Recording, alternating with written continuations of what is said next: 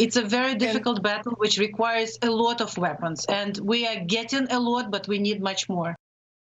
Ukraine's ambassador to the U.S. speaking with me over the weekend with the war now in its fourth month. President Zelensky left the Kyiv area for the first time since the invasion began in February to visit troops on the front lines in the northeast, and he too called for more assistance. Joining us now, former CIA station chief in Moscow, Dan Hoffman, also a Fox News contributor. Dan, thank you for taking time on this Memorial Day. You heard the ambassador. We saw President Zelensky in Kharkiv visiting troops, calling for more assistance. What do you make of this? Do we need to give more weapons?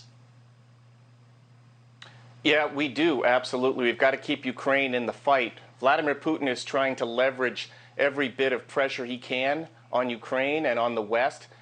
He's using food, weaponizing food to try to induce the West to reduce our support to Ukraine. But we've got to keep Ukraine in the fight. That's the only way that we can reach a resolution that protects not only Ukraine, but our NATO allies, especially on the borders of Russia.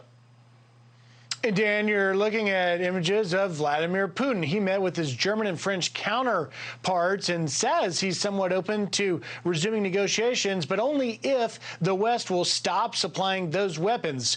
Are we any closer to getting into peace talks, getting a resolution, or is this just going to go on forever?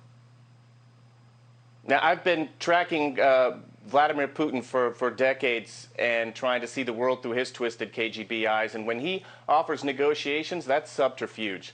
He's going to try to extract the maximum benefit. He wants to eliminate the sanctions, which have caused his economy so much harm. And he also wants to induce us not to provide those multiple launch rocket system artillery weapons the United States is giving Ukraine so that Ukraine can stay in the fight. Let's just remember, Russia is the aggressor here. They're the ones who have bombed neighborhoods and schools, the maternity ward in Mariupol, committed war crimes in Bucha. Ukraine's got to stay in the fight right now. And the negotiations, I think that Germany and France, they initiated that phone call out of concern over the war and over the rise in food prices as a result of Russia's blockade of the Black Sea. Well, that's a great point. And when we sat down with President Zelensky at what was then the 70th day of the war, he told me, we broke the news that some countries that are standing behind Ukraine publicly are behind the doors negotiating with Russia to buy what is perceived as stolen grain. But let me just cut to the chase, and that's this.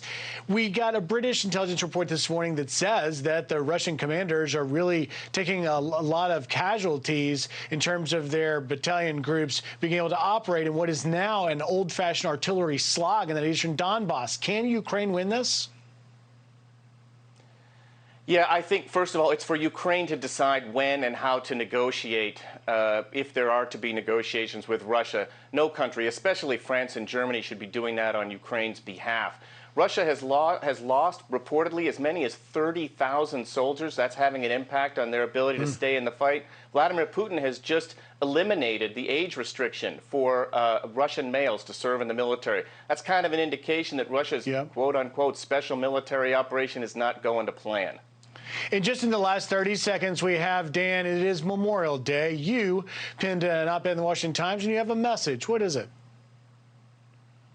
You know, my sons and I are going to reflect, as we always do every year on Memorial Day, on the sacrifice that our fallen soldiers have made in combat or in wounds sustained as a result of combat. But this year we're also going to remember are the sources who provided us the intelligence that helped our soldiers get off the X and stay safe. That's counterfactual history, as I wrote in the op-ed, but I'll be thinking about all the lives we saved by collecting the intelligence about ambushes and IEDs and terrorist attacks that enabled our presence in country, our soldiers, to get off the X.